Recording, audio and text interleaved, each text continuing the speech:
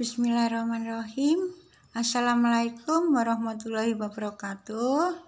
Alhamdulillah, puji syukur pada Allah SWT karena karunia-Nya pada hari ini kita bisa berjumpa dengan Google Meet untuk belajar bersama-sama yaitu berkaitan dengan hukum pengangkutan atau hukum transportasi. Bagaimana kabarnya? Sehat-sehat semua? Alhamdulillah. Baiklah, sebelum kita mulai perkuliahan, kita awali dulu dengan berdoa pada Allah SWT. Semoga belajarnya lancar dan juga membawa manfaat bagi kita semua. Berdoa mulai.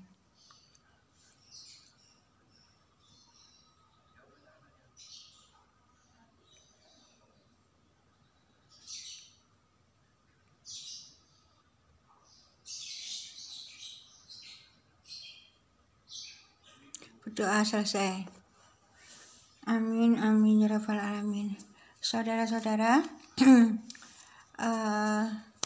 sekarang adalah pertemuan 9 dari learning ya. Jadi kemarin sudah ada UTS. Bagaimana UTS-nya? Bisa mengerjakan ya. UTS itu saya buat dari materi yang ada di learning pertemuan 1 sampai 8 ya. Dan alhamdulillah saya lihat nilainya lumayan ya, jadi merata. Ada yang bagus, ada yang sedang, dan ada yang kurang bagus. Ya, nggak apa-apa. Jangan berkecil hati, nanti kita akan belajar lebih baik lagi sehingga nilai UAS-nya juga bisa bagus. Dan Ibu juga terima kasih tugas-tugas banyak yang masuk sehingga Ibu sudah mulai masukkan nilai tugas. Nanti untuk setelah UTS juga ada tugas ya, tugas mandiri dan tugas kelompok. Saudara-saudara, untuk kelas malam itu sebenarnya di Universitas Dr. Sutomo itu konsepnya adalah hibrid ya, hibrid itu blended learning ya, jadi campuran antara offline dan online ya. Dan itu memang kita saat ini hidup di zaman yang baru setelah pandemi itu, yaitu masuknya teknologi yang sangat kuat ke Indonesia sehingga mempengaruhi semua aspek yang ada di kehidupan kita sehari-hari, mulai bidang pendidikan, kesehatan, kemudian perdagangan, ekonomi, politik ya, dan semua hal itu sudah memasukkan unsur teknologi untuk operasional pelaksanaannya. Demikian juga di bidang pendidikan ya, dan memang ada plus minusnya ya. Di samping kelebihan juga ada kelemahannya. Kelebihan dari teknologi yang sudah masuk di skala bidang itu, terutama bidang pendidikan, kelebihannya itu lebih fleksibel ya, lebih luas untuk waktu, kemudian tempat ya, kemudian kepraktisannya itu dengan menggunakan Zoom atau Google Meet atau WA Group itu lebih mudah begitu, lebih ringan gitu ya. Tapi ada kelemahannya itu kita tidak bisa face to face, tatap muka, melihat ekspresi dengan gerak yang lebih leluasa karena di dunia nyata gitu ya, misalnya di kelas gitu. Sehingga sebagai manusia ya, kita bukan robot itu geraknya kurang luas ya. Bagaimana juga canggihnya teknologi dibandingkan dengan hal-hal yang manusiawi itu masih tetap hal-hal yang manusiawi itu yang lebih pas untuk manusia. Maka ada konsep hybrid atau blended learning, yaitu campuran antara online dan offline. Alasannya apa? Tidak tahu. Fakultas Hukum untuk setelah UTS itu, untuk kelas malam itu memutuskan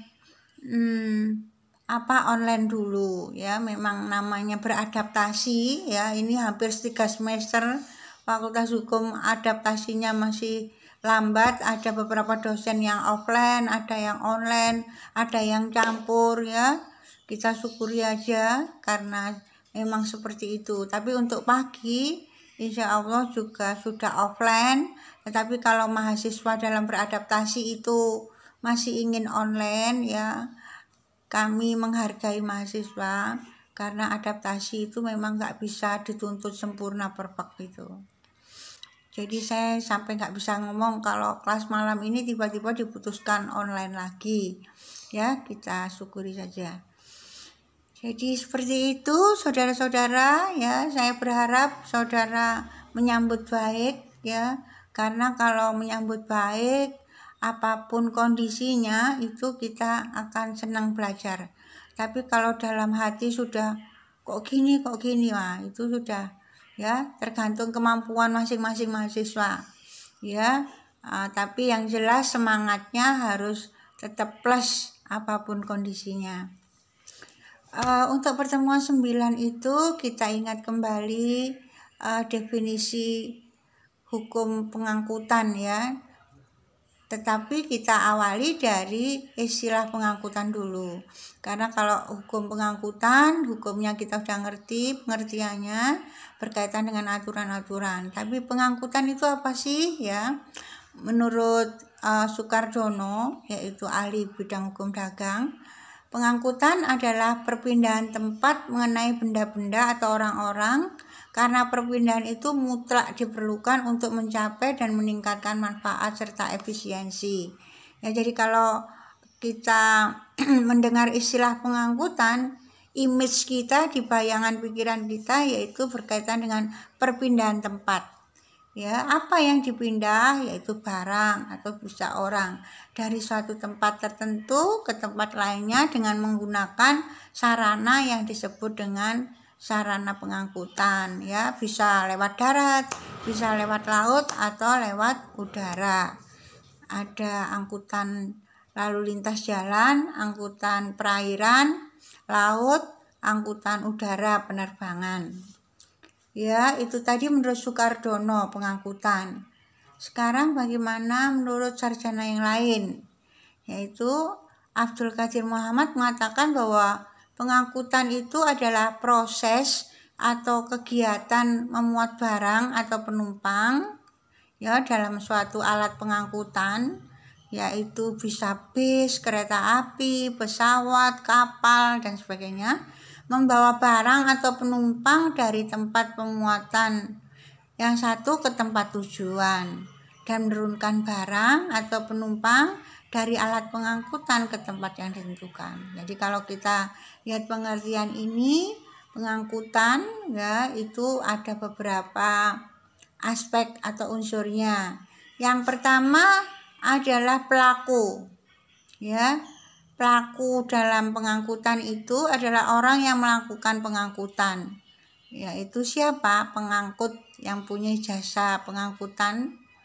Ya, itu. Kemudian alat pengangkutan, alat yang digunakan untuk menyelenggarakan pengangkutan. Darat, laut, udara ya. Kalau darat itu bisa kereta api, bisa Gojek, bisa bis, bisa bemo ya dan lain-lain. Tapi kalau perairan, laut itu kapal. Kalau udara pesawat. Kemudian objek pengangkutan itu adalah muatan yang diangkut, bisa barang atau penumpang. Ya, jadi unsurnya pelaku, alat pengangkutan, objek.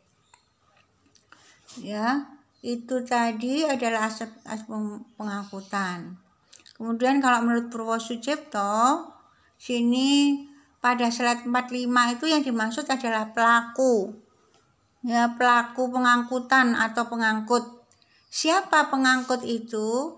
Orang yang mengikatkan diri untuk menyelenggarakan pengangkutan barang dan atau orang dari suatu tempat ke tempat tujuan tertentu dengan selamat. Jadi pengangkut itu adalah orang yang mengikatkan diri untuk menyelenggarakan pengangkutan barang atau orang. Misalnya penyelenggara pengangkutan bis ya, jadi orang yang menyelenggarakan pengangkutan tadi, yaitu pengusaha jasa di bidang pengangkutan, yaitu bis ya. Kalau sopirnya itu adalah pegawai pekerja ya. Suatu tempat ke tempat tujuan tertentu dengan selamat ya. Kemudian pengangkut juga mereka yang punya wewenang mengadakan perjanjian pengangkutan dan memikul beban resiko tentang keselamatan barang-barang yang diangkut. Jadi pengangkut ini tidak hanya mempunyai wewenang untuk memindahkan suatu barang atau orang dari tempat satu ke tempat lain, tapi dia juga memikul beban resiko tentang keselamatan barang-barang yang diangkut ya. Jadi nanti dia bertanggung jawab misalnya kalau barang yang diangkut tidak sampai ke tujuan dan sebagainya. Saya kira itu ya saudara-saudara. Mungkin ada pertanyaan ya, nanti pertanyaannya bisa lewat WA group ya atau Google Meet. Kalau kita pas kuliah Google Meet ini Ibu mencoba untuk merekam ya. Terima kasih.